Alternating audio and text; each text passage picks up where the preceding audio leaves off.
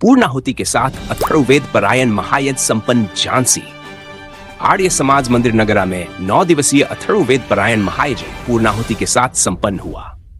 यज्ञ आचार्य राम किशोर मेद्यार्थी ने वेदों को विश्व का संविधान बताते हुए यज्ञ की महिमा पर प्रकाश डाला। यजमान धवल गौरी यादव लखनऊ, तान्या सौरभ यादव गुड़गांव का सहित सैकड़ों श्रद्धालुओं ने आहुति दी।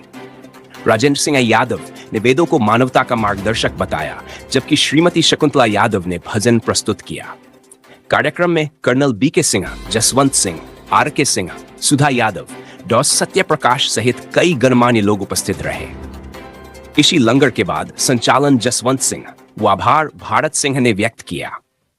ये अथर्ववेद तो वैसे भी धन्वंतरी वाला मतलब एक आयुर्वेद यज्ञ है, जिसमें कि पूरी मेडिसिन के बारे में बताया गया है।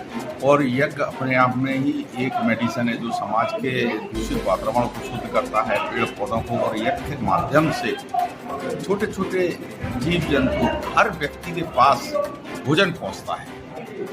और आपको मालूम हो या ना मालूम हो, वेद का पूरा चारों वेद ही इस संसार का संविधान हुआ करते थे, उसी पे चलते थे। आज लोग बाग इस पे विमुख हुए हैं, जिसकी वजह से आज की स्थिति देश में और विदेशों में पैदा हो गई है। यज्ञ, जो आदमी यज्ञ करता है उसका जीवन बहुत सफल होता है।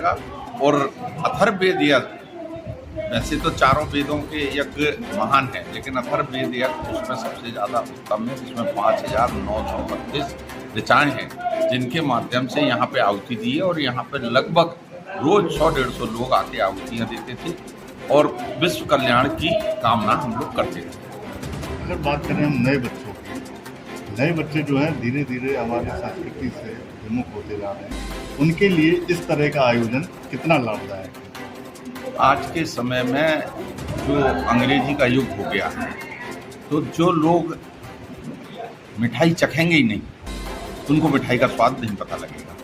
सबसे पहले हमें बुजुर्गों को, हमारे घर वालों को, हमारे समाज के उन बच्चों को इस धारा में लाना पड़ेगा। जब हम इस धारा में उनको लाएंगे तो उनको लाभ मिलेगा। और जो शिक्षा प्रणाली पहले थी वो आज खत्म हो गई है। मैकाले ने जब शिक्षा प्रणाली दी कि यहाँ पर कब्जा करना है, तो केवल अपनी शिक्षा प्रणाली को बदल, धीरे धीरे समाज उस शिक्षा में जकड़ता गया। हमें उससे दूर करना है। महर्षि दयानंद ने यही कहा था कि वेदों की ओर लौटो। जब हम अपने वेदों पर चलने लगेंगे तो ये जो हमारे अंदर बैर, द्वेष, लोभ, आज धर्म पर कोई चल ही नहीं रहा, सिर्फ अर्थ पर चल रहे हैं। और जब धर्म के बिना अर्थ कमाया जाता है तो उसके में काम वासना पैदा होती है, तो मोक्ष प्राप्त होगा ही नहीं। हमको जो भी करना है तो धर्म के आधार पर पहले अर्थ कमाना है, फिर अर्थ का उपयोग अपने भौतिक जीवन में करना, उसके बाद हमको मोक्ष प्राप्त होगा। एक संदेश मैं बुजुर्ग माताओं बहनों से ये प्रार्थना करूंगा कि आप लोग तो हमेशा भागवत में यज्ञ में जाते हैं, लेकिन आपके बच्चे कहीं संग में नहीं जाते। उसकी वजह से ये है कि लोगों को लगता है कि आर्य समाज में पता नहीं कुछ मिलता है या नहीं मिलता, या ऐसी जगह कुछ नहीं मिलता है। लेकिन वही बुजुर्गों को जब 60 साल बीत जाते हैं, उनको लगता है कि हमारा तो जीवन ही व्यर्थ चला गया, तब वो इस ओर आते हैं। और जबकि वो उस वक्त उस कार्य के लिए उनके अंदर ताकत नहीं रहती है। तो इसलिए नए बच्चों को जोड़ना चाहिए और समाज में नए लोगों को आगे आना चाहिए। इसमें माताओं का विशेष तौर पर सहयोग मिलना चाहिए।